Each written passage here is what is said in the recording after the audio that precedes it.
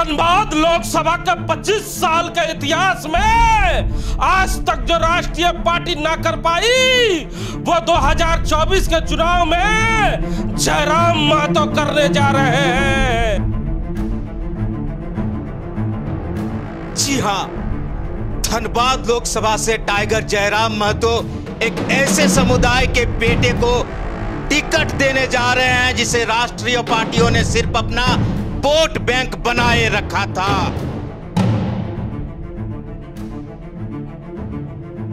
ये बातें हम नहीं कह रहे हैं, ये बातें जयराम महतो के पार्टी के नेता कह रहे हैं कि एक ऐसे शख्स की अब एंट्री होने जा रही है जिस शख्स को और जिस समुदाय को केवल राष्ट्रीय पार्टियों ने वोट बैंक बना कर रखा है। जरा सुनिए जयराम महतो के नेताओं की बातों को। बदलाव यात्रा जो किया गया है जयराम बाबू की ओर से, उसमें रिजवान अंसारी को मतलब उम्मीदवार बनाया जा रहा है। उसी में हम लोग के जनमानस की बातों को लेकर उठाएंगे। महापंचायत जो होते हैं दिल्ली में, उसी में जाके अपने बातों को, यहाँ दुख दर्द को रखेंगे।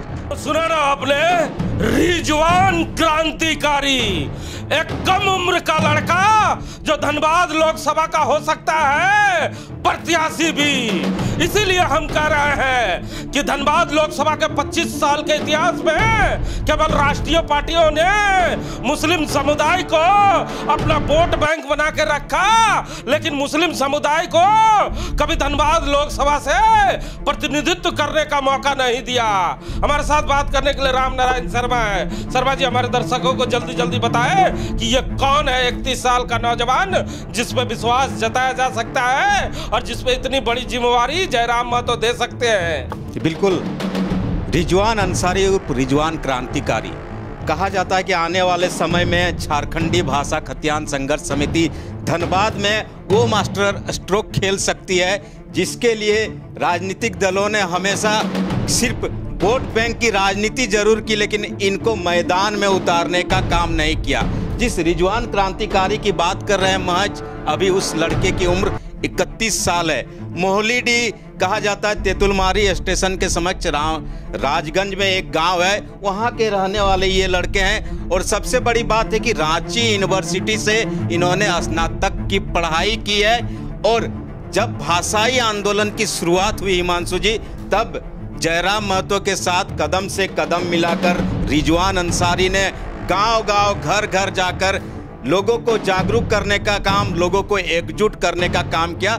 उसी रिजवान अंसारी का नाम अब धनबाद लोकसभा के लिए झारखंडी भाषा खतियान संघर्ष समिति के नौजवान सामने ला रहे हैं। यह नाम की चर्चा हम नहीं कर रहे हैं, यह नाम की चर्चा उस वक्त आई जब विनोद बिहारी स्टेडियम में जयराम महतो के समर्थक एक बैठक को आयोजन करते हैं और 30 तारीख को बदलाव संकल्प यात्रा की तैयारी में जुटे कार्यकर्ता जब मीडिया से बात करते हैं तो जरा क्या कहते हैं फिर से सुनिए। आज लोकसभा चुनाव को देखते हुए एक महासभा किया जा रहा है। लोकसभा चुनाव होते गया, 3 बार PN सिंह को जिताया गया। अभी तक कभी भी चंदन कियारी में कोई भी काम नहीं किया गया और कभी घूमबो नहीं करता है। उसको सिंबल देख के आदमी वोट दिया गया। लेकिन इस बार बदलाव यात्रा जो किया गया है जयराम बाबू की ओर से, उसमें रिजवान अंसारी को मतलब उम्मीदवार बनाया जा रहा है। उसी में हम लोग के जनमानस की बातों को लेकर उठाएंगे। महापंचायत जो होते हैं दिल्ली में, उसी में जाके अपने बातों को, यहाँ दुख दर्द को रखेंगे। इसी के लिए हम लोग इतना प्रयास कर रहे हैं कि हम लोग बदलाव यात्रा चाहते हैं। 2019 में मुख्यमंत्री का वादा था, जो भी वादा था, कोई भी वादा धरातल पे उतरा नहीं। और जितने भी उसने स्कीम चलाया वो सक्सेस किया नहीं। चाहे पेट्रोल की हो, चाहे युवाओं को ठगने की काम किया कि आपको छात्रवृत्ति के रूप में दिया जाएगा, वो भी फेलियर हो गया। जितना नौकरियां देंगे ये भी फेलियर हो गया। कोई भी योजना ना सक्सेस हुआ है और ना कभी होगा।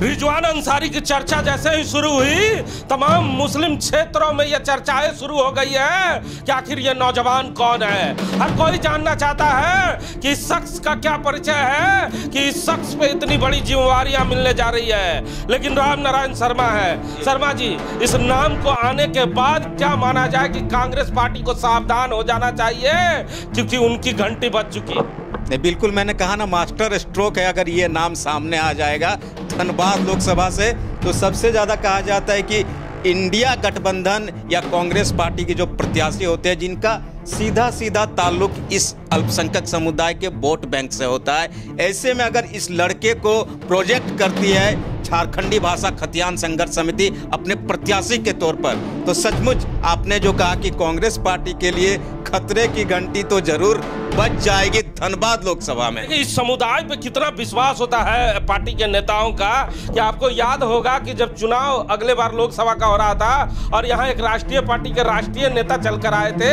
तो ठीक भर्रा बस्ती में जब वो जनसंपर्क कर रहे थे तो उन्होंने अपना शीशा तक नहीं उतारा था और लोगों का अभिवादन भी स्वीकार नहीं किया था, फिर भी लोगों ने उन्हें जम के वोट दिया था। तो क्या लगता है कि इस बार बड़ा नुकसान हो सकता है? बिल्कुल, मैं वही कह रहा था कि ये जो अल्पसंख्यक समुदाय को कांग्रेस पार्टी या इंडिया गठबंधन या महागठबंधन अपने वोट बैंक के रूप में देखती है और ये सोचती है कि ये हमसे छिटकने वाले लोग नहीं हैं, लेकिन अगर ये लड़का, ये नौजवान जो क्रांति की उपज है, ये सामने आता है, इसको प्रोजेक्ट करते हैं खुद टाइगर जयराम महतो। जब क्षेत्रों में आप और हम दौरा करने जाते हैं तो लोग कहते हैं, मुस्लिम क्षेत्र के लोग कहा करते हैं ऑप्शन क्या है, तो क्या लगता है ये ऑप्शन कारगर हो पाएगा? बिल्कुल, ये ऑप्शन बहुत मायने रखेगा, कारगर ही नहीं होगा, आप कह लीजिए कि एक तरह से एकलव्य बनेगा आने वाले धनबाद लोकसभा में। ये नाम अगर सचमुच इसकी घोषणा टाइगर जयराम महतो की पार्टी करती है तो आने वाले समय में बहुत बड़ा ये खेल दिखाने जाएगा। ये जो रिजवान अंसारी का नाम कि वहां पर लोग बार बार बात कर रहे हैं कि रिजवान अंसारी आएंगे, धनबाद लोकसभा से चुनाव लड़ेंगे, और उसके लिए हम लोग जो विनोद बिहारी महतो विस्थापित स्टेडियम रामडी मोड़ में है, वहां पर बदलाव संकल्प महासभा कर रहे हैं जयराम महतो के साथ। देखिए, धनबाद लोकसभा का जो मैदान है वो सजने लगा। अभी चंद दिन पहले मंत्री पुत्र भी ज्वाइन करते हैं, क्या लगता है कितना असर डालेगा? जी बिल्कुल, मैंने वही कहा कि इससे पहले पूर्व मंत्री अकलूराम महतो के पुत्र भी झारखंडी भाषा खतियान संघर्ष समिति ज्वाइन कर चुके हैं और उनका अपना एक वोट बैंक है, उनकी अपनी एक पहचान उनके बाबूजी की रही है, धनबाद में भी रही है, गिरिडीह में भी रही है और खासकर बोकारो लोकसभा में भी रही है। तो सावधान हो जाए वो लोग जो कांग्रेस पार्टी से उम्मीदवारी करने का दावा ठोका करते हैं, क्योंकि कांग्रेस पार्टी का एक बड़ा वोट बैंक किसी वक्त भी घसक सकता है। अगर रिजवान अंसारी पर जयराम महतो ने विश्वास किया और वो कम उम्र का लड़का धनबाद लोकसभा में अपने आप को स्थापित करने के लिए जब निकलेगा तो क्या होगा, तो ये आने वाला वक्त ही बताएगा। कैमरामैन भोला के साथ जीपी मंसूर।